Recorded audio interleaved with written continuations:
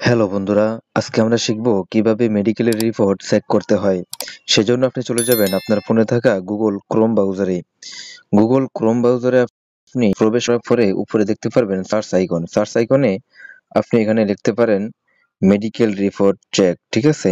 তো আমি আগেই লিখে রাখলাম, দেখবেন আমারটা চলে আসছে। মেডিকেল রিপোর্ট চেক লিখে আপনি সার্চ করার পরে এখানে যে ওয়েবসাইট আছে তাদের পাসপোর্ট নাম্বার দিয়ে মেডিকেল রিপোর্ট চেক, ই পাসপোর্ট বিডি, ঠিক আছে?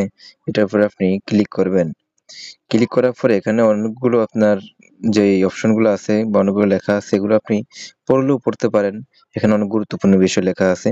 তারপরে আপনি এদিকে স্ক্রল করে দেখবেন, ঠিক আছে? এদিকে স্ক্রল করে দেখবেন, নিচে দেখতে পারবেন যে আপনি কোন দেশের মেডিকেলের রিপোর্টটা আপনি চেক করতে চাচ্ছেন। এখানে সব দেশেরই নাম আছে, দেখেন সৌদি আরব, মালয়েশিয়া, কুয়েত, আবার আছে ওমান। কুয়েতের মেডিকেল রিপোর্ট অনেকগুলো আছে, ঠিক আছে? তো যেহেতু আমি সৌদি আরবের মেডিকেল রিপোর্ট চেক করবো, তো আমি সৌদি আরবের উপরেই ক্লিক করলাম। প্রথম যেটা আছে ১ নম্বরে ওটার উপরে আমি ক্লিক করলাম। ক্লিক করার পরে এখানে দেখতে পারবেন এরকম একটা আপনার সামনে এরকম একটা ইয়ে আসবে।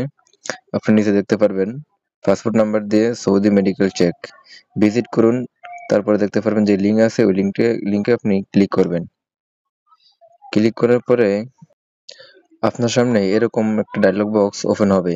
তারপরে আপনি এখানে যে পাসপোর্ট না এন্টার পাসপোর্ট নাম্বারে আপনি পাসপোর্ট নাম্বারটা দিয়ে দিবেন, ঠিক আছে? তারপর আপনার যে ন্যাশনালিটি আছে, ন্যাশনালিটি আপনি দিয়ে দিবেন। আমারটা যেহেতু বাংলাদেশী, আমি বাংলাদেশ দিয়েছি, ঠিক আছে? তারপরে যে চেক, নিচে চেক লেখা আছে, চেকে ক্লিক করলেই দেখতে পারবেন আপনার যেই মেডিকেল রিপোর্টটা আছে, উপরের দিকে টানলে দেখতে পারবেন যে এই মেডিকেল রিপোর্টটা বের হয়ে আসছে, ঠিক আছে? এই যে আমার মেডিকেল রিপোর্ট, আমার ছবি দেখতে পাচ্ছেন।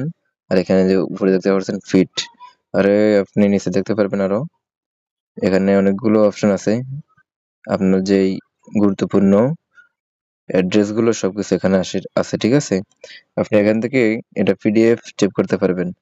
পিডিএফ সেভ করার জন্য আপনি এখানে পিডিএফ এ ক্লিক করলেই এটা, এই যে ডাউনলোড এখানে ক্লিক করলে এটা হয়ে যাবে। ধন্যবাদ বন্ধুরা, আজকে এই পর্যন্তই। দেখা হচ্ছে আগামী অন্য এক ভিডিওতে।